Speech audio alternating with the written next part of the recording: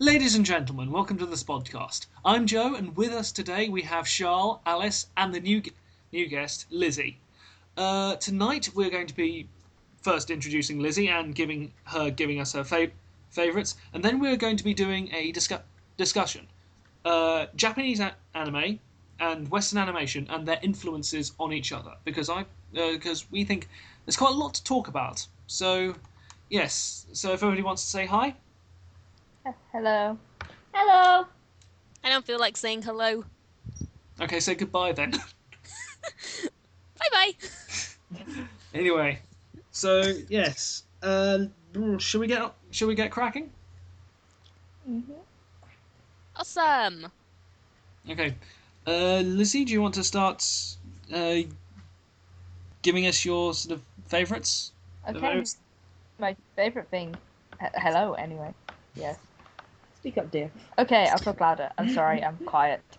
So yes, my favourite cartoon series of the past 5 years, I think has to be Transformers animated because I just really like it, and it made me like giant robots when I didn't think I would, which is it was a new experience. Being like, oh no, robots. And it Also, was your little awesome. brothers were happy too. Yeah, my little brothers were extremely happy because they were like, I became the best sister in the universe. Like, lend them toys. Yay. So yeah, okay. Favorite cartoon series of decade would have to be Redwall because I didn't even realize it was so recent actually when I looked it up, but I remember watching it when I was 12 I think I was when it came out, and I read the books as a kid, and I actually grew up like pretty near to where the author Brian Jacques lived and stuff, and it just I don't know, it was a big part of my childhood, so I love Redwall, and it was nicely animated, and it was quite a good adaptation of the book, and I liked it. Okay. Tell me if I'm going too fast or anything. Oh no, it's fine. Favorite cartoon series older than a decade is X-Men Evolution, which again was my childhood, or rather my sort of mid-teens.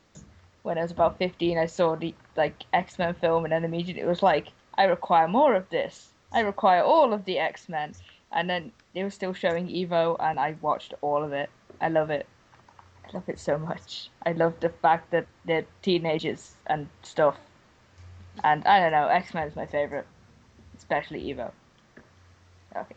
Favorite animated movie is Mulan. I loved Mulan when I was little. It was like, I think it was one of the few Disney films that actually had a video, because my mum has this thing against Disney films. I'm not quite sure why, but I had it on a video and watched it to death until I'm not sure which died first, the video player or the video, but one of them did. Anyway, Mulan. I love Mulan because Mulan kicks ass. Literally. Literally, all of the ass. Favorite episode? I couldn't decide. I have two favorite episodes, and they're actually like one after the other in series 2 of X-Men Evolution. One is Joyride, which is basically one where the young ones and New Mutants, who are my favorite characters, just go around and they steal a van and fuck shit up. Yeah, And I thought they stole the jet, didn't they? Stole they the stole van. the van, and then they steal the jets, Ah, and then they cause all sorts of Bullshit. havoc. They're Didn't they also steal Scott's car as well? terrible, and yeah, they steal Scott's car and like blame it on Nightcrawler, I think, and Nightcrawler's like, "What? No!" Okay, or more accurately, what? Fine. Fine. When he remembers he's German. Yeah, sometimes he forgets he's German. But I love that one just because shenanigans. I love the fact that there are shenanigans everywhere. And then this episode after that, which is Walk on the Wild Side, which is the most weird, bizarre episode where, like, Jean Grey, Magma, Kitty, Boom Boom Boom, and one of the others, someone else, can't remember. Maybe it's Rogue. I'm not sure. Yes, it's Yes, Rogue. Rogue. And they form that crime fighting group, and then it suddenly turns into a music video, and it's totally weird, and I love it. And Jean totally grinds on Magma. Yeah, it's like suddenly lesbian undertones everywhere, and it's great. I realise now why I liked that one so much as a child, but Moving on. I don't just mean that they dance next to each other. I mean Jean literally all up in Magma's face. She is, yeah. But oh man, that episode, it's just so awesome and silly. Anywho, favorite short. I had terrible trouble with this one because. Oh, I'm sorry. I had terrible trouble with favorite short because I don't know. I don't watch that many. But then I decided I would go for something that's so awful that I love it. It's just called Transformers Zone, and it is a like OVA because, well, it's meant to be like the beginning of a series, but it's so atrocious that everyone went no, no, God no, because it's just so bad. Nothing makes sense. The main character is rubbish, and then there's that other main character who is a dude but became a dude like the last minute, so looks like a woman. He's allegedly male. Yeah, we're informed he's male. Yeah, but he has like girly hair, girly eyes, girly picks voice. flowers. Prances. It's Keeps great. falling into the other dude's lap. I know. And then they blush. And then the giant robots, and I couldn't work out what's happening, but I think it ended with some giant robots having a wedding. I don't know. It was terribly animated. It had no plot. And by the end we were just sitting there going, are those two getting married? Are they? I don't know.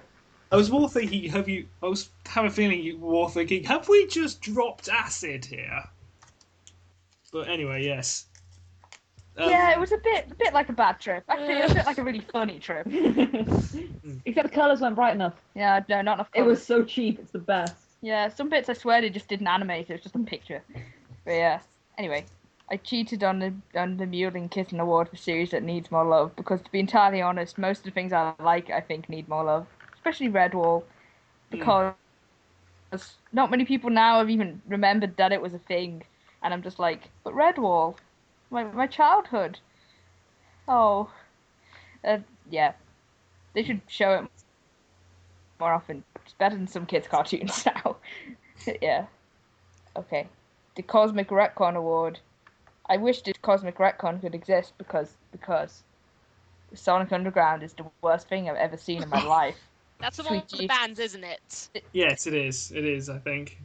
They're in a band, and there's like it's terrible. My brothers really like it. That's the problem. So whenever I'm at home, they're like watching it. I'm just like, why? Isn't there also a subplot about their mother? Yeah, there's some subplot about their mother who is the queen. I don't know. It makes no She was sense. the queen. Why Yes, are they in a band? She's the queen. I have no idea. I watched like several episodes of this as well, and I still don't know what's happening. But basically, it's awful, and it should never have happened because it's so bad. It certainly should still be around. But anyway, And now we move on to the more creative I will move on aspects. to the series Yes. that I was most like. Yes, it's just me going, why did this happen? But why is this not happening? Yes, as for adaptations of something, well, Young Avengers. yeah, Alice, Avengers and the young. she wouldn't let me not say Young Avengers, but that goes without saying because, yes, Alice Shaw. It's the theme tune that I wrote. I know, it's lovely. But I would also, Captain Britain is my favourite superhero basically because he's Captain Goddamn Britain. And I just think it would make a really funny series of him and MI13 being really British and a bit rubbish. And it's, all the monsters would be fairies and magical creatures, and it'd be interesting. It'll be the first time we ever see also be the first time we see Captain Midlands in like ever. Yeah. Oh, I love Captain Midlands, and he needs to be in more things.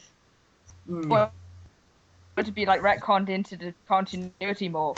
There could be an episode about someone stealing his spoon collection. Oh my god, that would be beautiful. I want it for the fact that you could genuinely have an episode about why there is no tea left and who is responsible. And it will always come back to the Skrulls. The Skrulls will always be responsible Always, for the Skrulls stole the tea. This time they have got to pay. They've stolen our tea supply. But then Merlin put the scrolls up to it because Merlin's a dick. Yeah, Merlin is a dick. Oh my god, such a dick in the Alan Moore, Captain Britain. Stories. Oh my goodness. Anyway, I want Captain Britain to be animated. I just want to see him running around in that fly outfit. Along with the Young Avengers. We're going to have you sing that all the time, aren't we, Alys? Anyway, the final thing. Me and your head. Then we finally have our own theme song. I wrote our theme song. No one wants me to sing it. I interrupted. I'm sorry. Anyway, the original ideas one. All I could think is I just want something with like supernatural creatures in where they're actually scary again, because it's just for so long now. It's been all that paranormal romance bullshit, and like making everything like sexy or whatever. I don't know. I just want one where vampires are horrible corpses that go around sucking blood and being creepy. And werewolves eat babies. Yeah, I've been doing a project on supernatural creatures, and Alys is obsessed with the fact that one of the like stories about where werewolves comes from is from people eating babies and getting cursed. And she keeps telling me to draw werewolves eating babies. So yeah. Why would you ask her to draw that? There's this one Jonan Vasquez comic in Joining the Homicidal Maniac, in which a woman just absolutely eats her baby, and it's really funny. Yes, I remember that. It should be funny. It's the baby's face when she takes a bite out of it, and the baby just goes, eh? And then starts crying. And therefore, I think baby eating is funny. I know I'm a horrible person. I don't think all baby eating is funny, but I just think it's...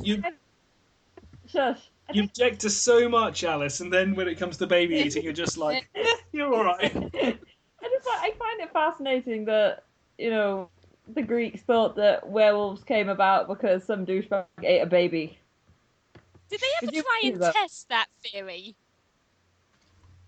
No, nobody has tested the theory. Okay, no baby eat. No one turned around and said, everyone keeps saying if you eat a baby you turn into a werewolf. Can we have a volunteer to prove this? That's what I want to know is it your own baby? Or is it someone else's? If it's someone else's baby, that's just rude. If you didn't go the act of making the baby. No, what if they wanted the baby? Some people do. I was about to say, with this original idea, would it be strictly classic monsters, or would it be sort of, you'd have a few more in there, a sort of more modern day one? Could be interesting to have more stuff from folklore, if you know what I mean. Because there's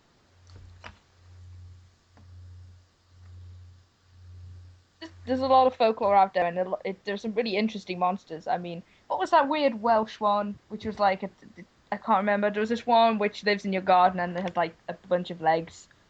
Oh, are you talking about the weird frog one? Yeah, it's a weird frog with a bunch of legs or something. I'm gonna find a picture. Do you basically want it to be X-Files but with folklore instead of aliens? Oh, that would be amazing. Yes, that's basically what I'm saying. So, it sounds kind of a little bit like Gravity Falls almost, by the sounds of things. Yeah, I should. Less comedic, I'm thinking. Yeah, with more eating. Less actually properly scary. There we go. Yes. I think around with L, maybe. It was from Wales. They've changed this list.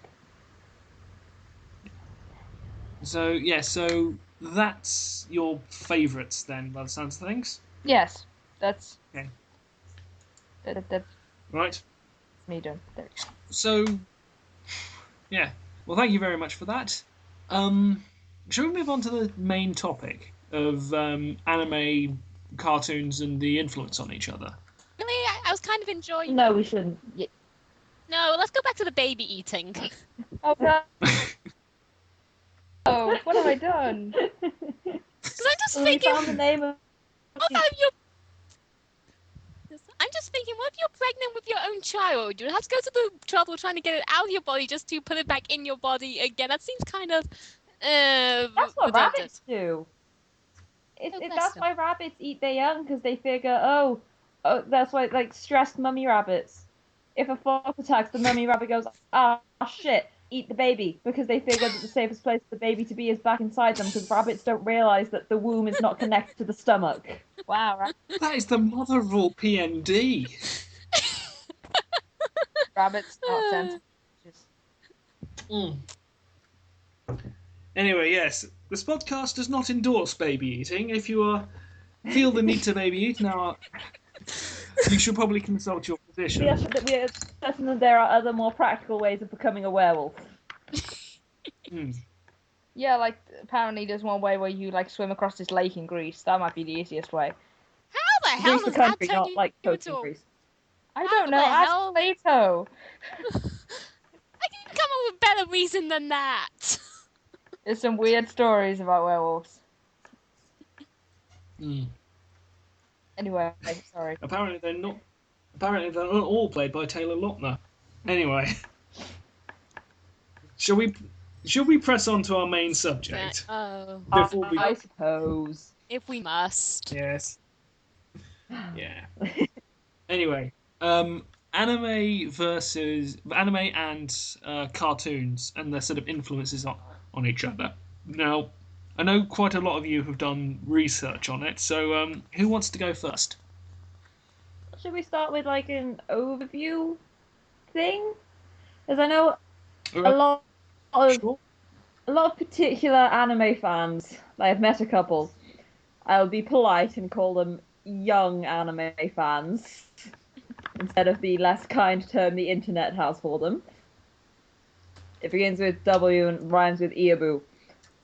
But I believe that anime predates Western animation, and therefore it's wonderful that anime is having an influence on Western animation now, when the fact is Western animation predates anime by several decades. Quite a long time. Quite a long time. Well, and the only reason the signature style of anime exists is because a young man named Osamu Tezuka was a pretty important guy in the anime world.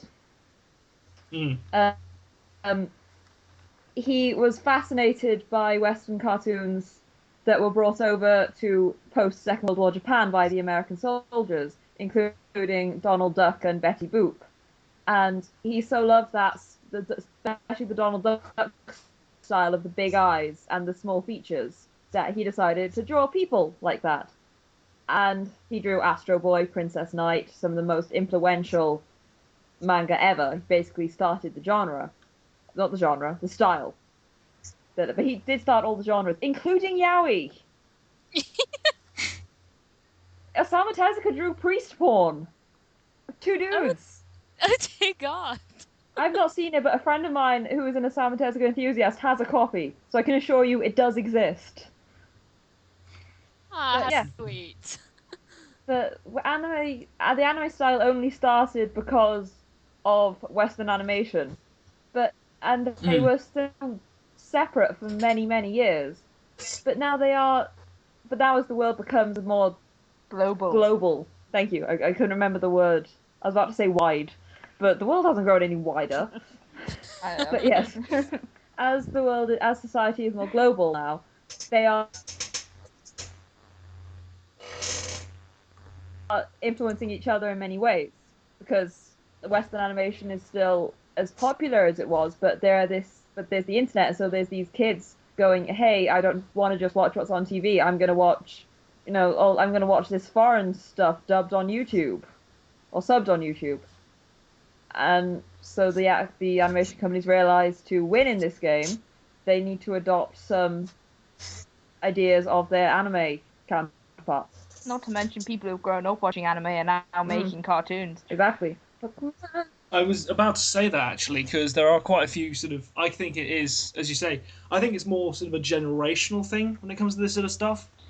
So we've got Osamu Tezuka, who started off by watching Western animation, the Donald Duck and the Betty Boop cartoons, and started drawing and sort of started animating stuff like that in order to sort of emulate it. And now we've got people, particularly I'd like to point out the examples, including the guys behind Avatar, and also Aaron McGruber, who did the Boondocks. Both of them have sort of grown up, both sets of characters have grown up with anime and have grown up with manga, and that's influenced their art style and what they choose to show.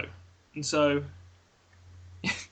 yeah, as a result, I think it's more of a sort of generational thing than anything else. I don't think it's necessarily about money or sort of how that influences. But though that probably does have a little bit of influence, but I think it's more sort of across generations. If you sort of see what I mean, I might be talking completely out my The arse. generational theory does hold more water. I'm just a cynical bastard. Yeah. Damn capitalism. But yeah. But yes, so yeah, but sort of examples could include stuff like but even it's not necessarily about just art styles as well. I mean, it could also include stuff like plot lines and also the types of how also plot lines, sort of particular sort of ways of animating, ways of voice acting, and also how how fandoms have changed as well, and characters as well. Yes, but also sort of how the community has changed as well. That's the internet's fault. Yeah. Purely. I mean, back in the day, Star Trek fandom was like magazines and shit. People had like the internet was such a tiny thing that they pretty much wrote to each other, which is awesome. I think the first massive internet fandom was the X-Files, though. Hey, really? Yeah. That's cool. That's a random fact of the day. But anyway, I was gonna say most of what I know is quite a bit about the effect that like manga had and anime had on like comics, which of course then sort of influenced the animation as well, because so much of it's based on comics. In that well, obviously, like 60s comics, for instance, everything ends in an exclamation mark. They tell you exactly what's happening, even though you can see it in the panels and stuff like that.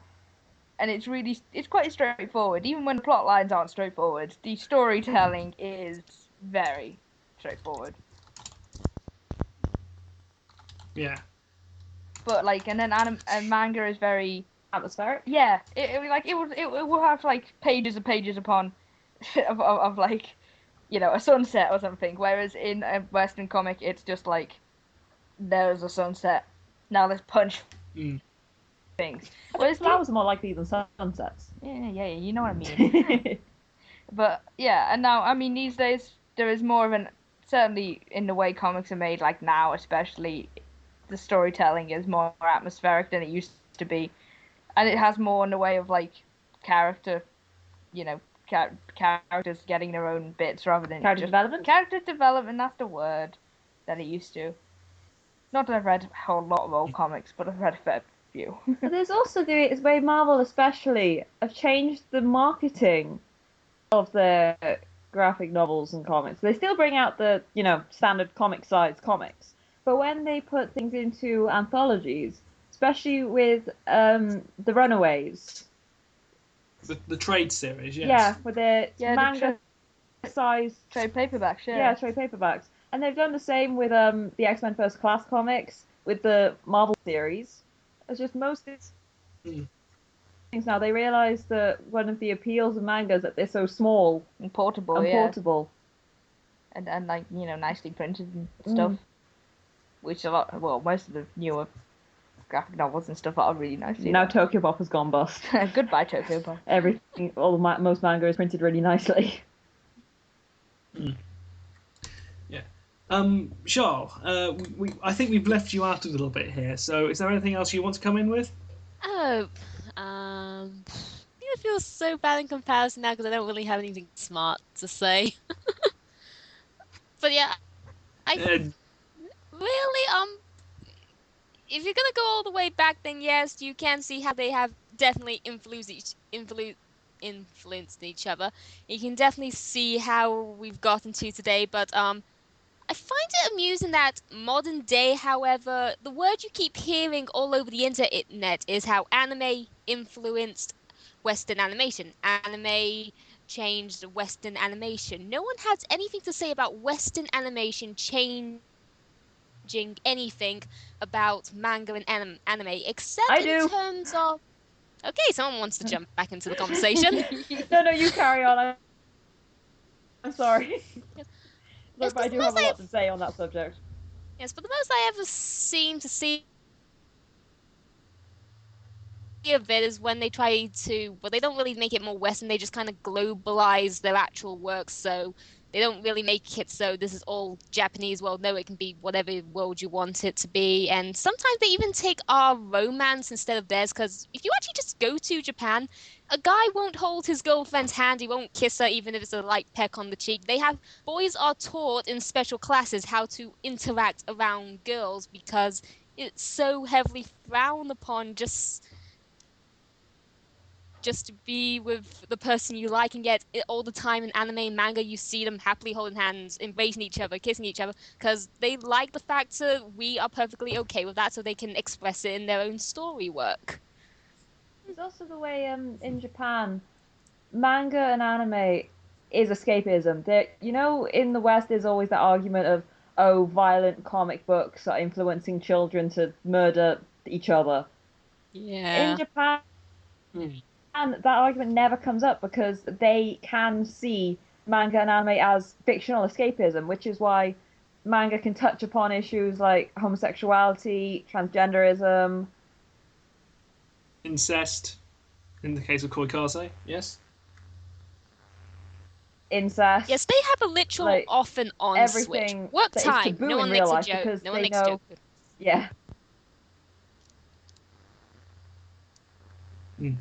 I actually think one of the sort of big, certainly in terms of Western anime, one of the big changes in Western animation may not have actually been anime, and I actually think it was sort of the early '90s cartoons of sort of the Batman animated series, X-Men animated series, and what came later, because of the fact that was the first real group of series that introduced story arcs and each episode, even though quite a lot of them were sort of monster of the week sort of things or sort of just similar sort of setups, it helped develop those characters and move them along. And what seems to get lost is the fact that most people see those and sort of think, oh, they're just monster of the week, they're just sort of issue of the week sort of thing. But actually, if you look at it further into it, you actually see, okay, they've got it all builds up and builds up and builds up, and I just have a feeling that they're not as sort of looked at in the same way because of the fact people sort of see cartoons and say, oh, it's sort of very incidental sort of stuff like that. Then you sort of have a look at and you go up and you sort of see stuff later on like Justice League Unlimited, which is very sort of story arc driven, and then you see modern stuff like Young Justice or Avatar: The Last Airbender or Legend of Korra as well, or Avengers: Earth's Mightiest Heroes, and that carries on the same sort of structure of being some issues have sort of incidental things, but towards the end it all sort of begins to ramp up and all sort of builds up, and yeah, so it's more sort of about. I have a feeling that those were also a big influence on it, not just sort of. Whilst everybody sort of is very quick to sort of say, "Oh, it's very easy. It's easy to see anime being influence in it." I actually think that sort of drawing on the animation's own culture a little bit is probably also quite good as well. And seeing the influences there. For the record, I am nodding.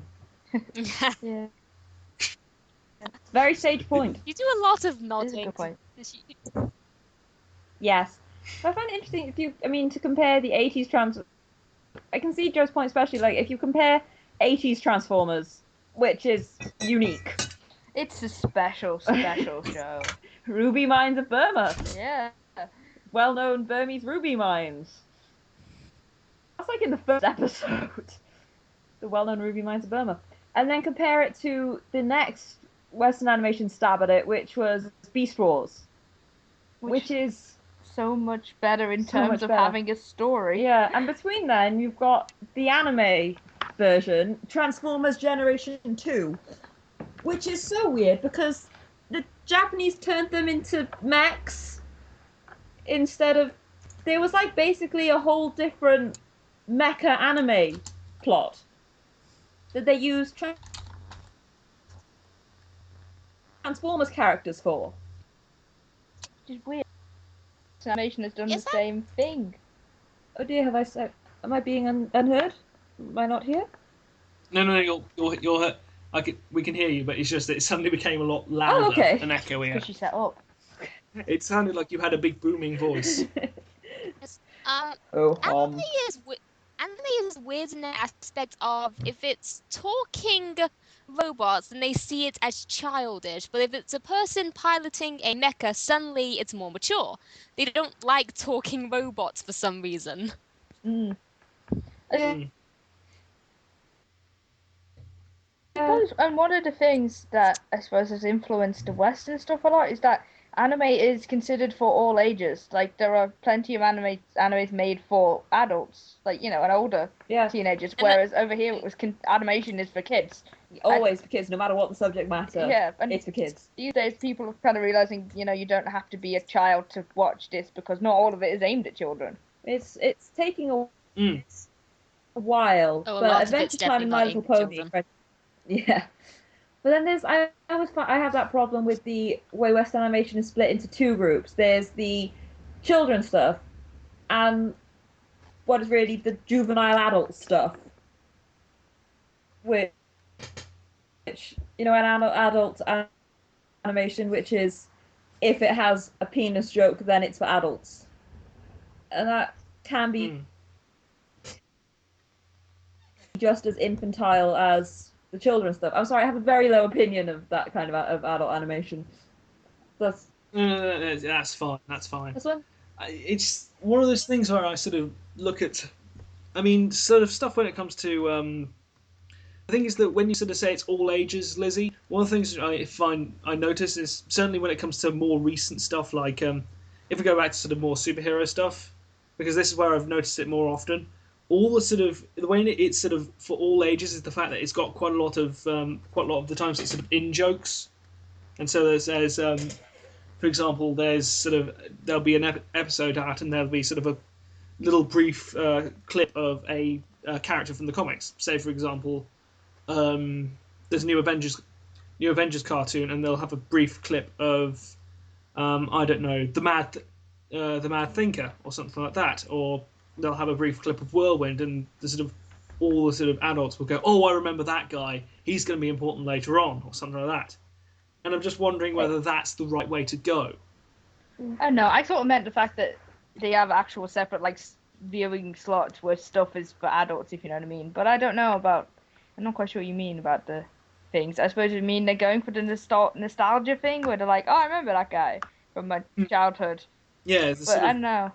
Yeah, the whole nostalgia sort of thing, and I'm just wondering whether that's the best thing to do, because even though I love sort of going into a series and sort of recognizing characters, I'm just wondering whether that also alienates the older fans, and so it sort of becomes not just about that show's for kids. It's that show's for kids and people who followed it all their lives. I don't know, because one of So I'm just the things with the Adventure Time and My Little Pony Friendship is Magic is doing so well is that they do appeal to everyone without, just in the humor and the plots. I mean, sometimes Adventure Time is really disturbing, but it's disturbing in a way kids absolutely love. Yeah, that they're completely unfussed by. I mean, I think I'm more scared of some episodes of Adventure Time than my 9-year-old brother is. The Worm King is terrifying. The Worm King is the creepiest thing. But the children it's aimed at don't really mind. But the thing with Adventure Time and My Little Pony is that what makes them so good is that they treat their child audience with respect and understand that children can be quite mature. Which is what makes those series appeal to. The same with Avatar. It doesn't speak down to its audience. It doesn't go, and now we are going to a foreign place. Can you guess the name of foreign place? Yeah, it doesn't keep treating the kids like toddlers forever. I mean, especially with the finale against Fire Lord Ozai. I mean, they actually do a whole episode about, hey, Aang, you're gonna have to kill someone, as in actually make them dead. and then they sort of find a way around that, which I kind of like. It's sort of like they deal with this issue, but they always find a solution. That is in Aang's character. It is just so so in character for him. It's perfect. But basically, what we're saying to any future animator cartoon people out there is respect your audience. Most people are not stupid. Kids are not as stupid as you think Kids they are definitely not as stupid as people think they are. Oh yeah. That was pretty It's, stupid, but Me too, but you know. it wasn't that stupid. I sort of yeah. I also would pull on for that. Respect your audience by having respect for the characters Yes. you create, because they're invested in these characters, and as a result, if you treat the characters like idiots, then the audience are going to be pissed off. To And use stop a watching. non-anime example of bad writing, Stephen Moffat on Doctor Who. He's very... Oh, man. He puts all these hints that only he understands, and I also saw this beautiful post on Tumblr, which was of Stephen Moffat sitting at his desk writing, and then going, no, I need to edit it. It still makes too much sense. Before we finish, I'd like to touch upon the continued influence of Western animation on anime, which is often ignored. As Charl raised that earlier. Of course. I'd like to draw specific attention to one studio called Studio Gainax, which is quite famous, as they animated Tengen Toppa Gurren Lagann, Neon Genesis Evangelion, Pantheon Stocking with Gospel, and numerous other big anime names. The thing is, they fucking love Western animation.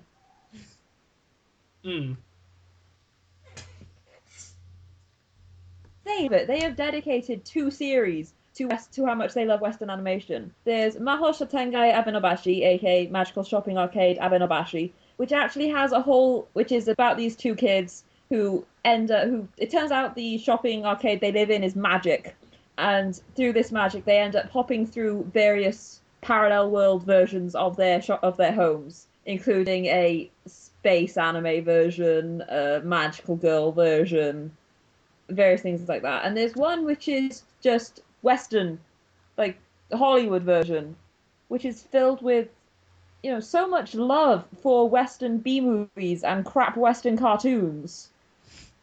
Whereas Pantheon Stocking with Garter Belt is more overt in its love for Western animation, in that you've got the style is reminiscent of the Powerpuff Girls, although thankfully not entirely reminiscent of the Powerpuff Girls, because considering the subject matter of Pantheon Stocking, I don't want the Powerpuff Girls anywhere near that.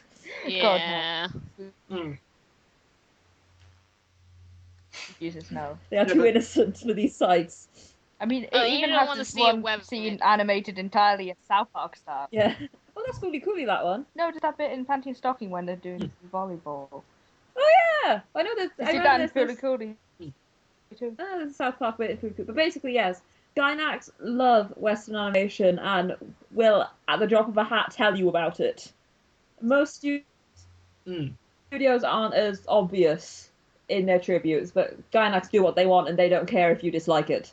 The Studio Gainax, they did Gurren Lagann, they're invincible. I mean, it's not just that, but also sort of it's good that sort of, but there's also sort of stuff where like Ichiro Oda, for example, was with One Piece, the guy who made One Piece.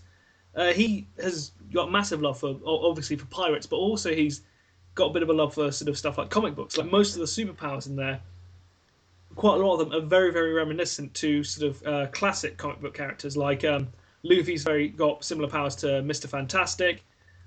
His brother Ace has got powers similar to Johnny Storm, and so on and so forth. It's sort of, it all fits together and it all sort of works, but he does it all in sort of a little bit more, I don't know, has a little bit more fun with it and sort of has a few more creative ways. But I think that sort of Western animation as a rule, and sort of cartoons and sort of comic books and that entire genre has had a huge influence on Japanese animation beyond just having it with Gainax. And I think the more that there's cultural stagnation between anime and Western animation, then that means basically affects both of them really affects them really poorly. So yeah, that's my final point on the matter. Sorry, going back to your point about superheroes, there's also the anime Tiger and Bunny, animated by Studio Sunred. Sunrise? Same people. I think they also animated Astro Fighter Sunred. But they took the traditional Japanese Sentai idea, like Power Rangers. We've got all the characters in corresponding coloured suits. And in Tiger and Bunny, they turned that, they gave that a superhero twist. So instead of a Sentai team, you've got a twosome. But they're more like Western superheroes than traditional Sentai. So it's just all these wonderful little examples and so on and so forth, which, of course, we well advise people to have a look at. I also feel before we end, we should probably mention the whole influence that anime has on like the visual appearance of like Western animation. You haven't mentioned it. I mean, just look at actually a lot of things now. I mean, look at animation lately. I mean, starting with X-Men Evo, it's been really anime looking, been very stylized, very like an expressive sort of thing. And lots of big eyes. Big eyes everywhere. Yeah, especially, I don't know, I think F-Mighty's Heroes was pretty anime influenced by looks of it. And then it's stuff like Transformers animated, which is really anime. And it was magical girl transformation scenes. They were animated by a Japanese studio, to be honest. But yeah, and it's just I thought we should make a massive impact. Even Brave, which we're apparently going to be discussing next week. If you look at Princess Merida, she's got big eyes, quite a small nose, quite a small mouth, quite a round face, and massive hair. But yeah, it's interesting. I just thought I'd mention it because I'm an artist and I feel I should mention these things. No, it's fine. That's why we brought you. So, I can't believe we forgot the whole reason you were here. I'm sorry. And so, to wrap up, Western animation has influenced anime. Anime has influenced Western animation. The two have cross-pollinated ever since. And we've just been comparing Princess Merida to Goku. Go. And with that note, I think we can end. So I think it's goodbye from me. Yes. I think that's goodbye from me, and it's goodbye from the rest of us here. And we'll see you all next time. Bye. Bye.